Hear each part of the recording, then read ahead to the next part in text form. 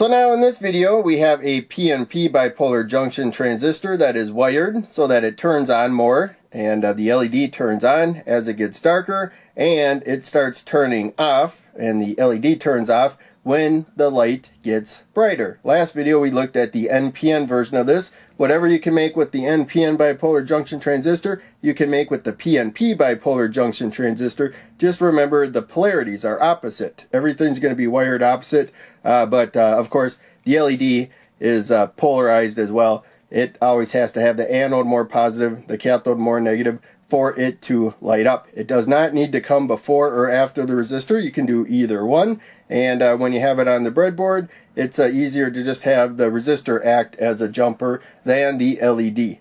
So now we'll take a voltage measurement of the voltage that I showed on there. So we're going to need a lower voltage than 0.6 volts from the positive supply now, because it's a PNP bipolar junction transistor, for the transistor to turn on. And so we're going to see in that 4.4 volt range.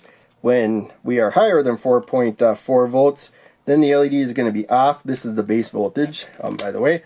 And when we're higher than 4.4 volts, there, the LED is on. I'm going to dim the lamp. You can see that the voltage is going down. There we go. It's finally lighting up.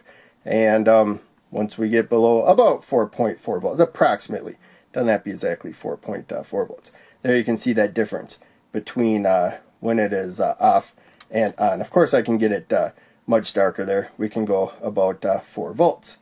So back to the diagram, and there's our circuit. I know it's kind of hard to see, but I got the diagram right there. That's the emitter on top, base collector. And gotta make sure you put the LED in the right way. Longer lead the anode towards more positive, short lead cathode towards more negative. We need, since it's a bipolar junction transistor, a little bit, since it's more positive up here, emitter to base current right there for the transistor to turn on. It'll allow hundreds of times as much current to flow emitter to collector as whatever is flowing from emitter to base right there, and then headed to ground. So we got a 15,000 ohm resistor. It's really easy to adjust the light levels that this works at by adjusting this value resistor right there. Whereas the light dependent resistor, it responds to how much light is falling onto it, and for its resistance right there. So when it's dark, it's really easy to see this path right there. If this is not hardly conducting at all, it's almost like it doesn't exist. And there's an on transistor right there if I cover it.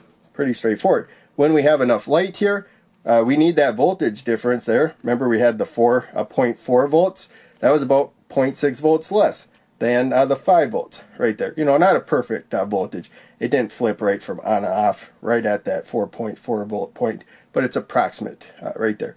And any case, when we have, you know, a higher voltage, because this is conducting enough to keep the voltage above about 4.4 volts approximately, then no current is flowing right there. It cuts it off. The current is coming through that light dependent resistor and then going to ground right there. There's no reason for it to go that way. So hopefully that makes sense. Like a diode right there. You need a voltage difference. That's enough. But you do need that small amount of current from emitter to base right there for the massive amount of, relatively massive amount of emitter to collector current when the LED is on. So hopefully that makes sense. But, you know, dark enough, got a little bit of current, LED is on. Bright enough, no current can flow. So no current flows that way. LED is off. Pretty straightforward. If you study transistors, it will be odd, probably, because most circuits use NPN bipolar junction transistors. But if you can also wire up PNP bipolar junction transistors, that's going to help you get better at wiring up all kinds of circuits, because it helps you figure out basic electrical principles. In any case, hope you enjoyed. Make sure you check out one of the other videos I'm posting on the screen, and check out links down below. They all help out a lot. I'll see you in the next video.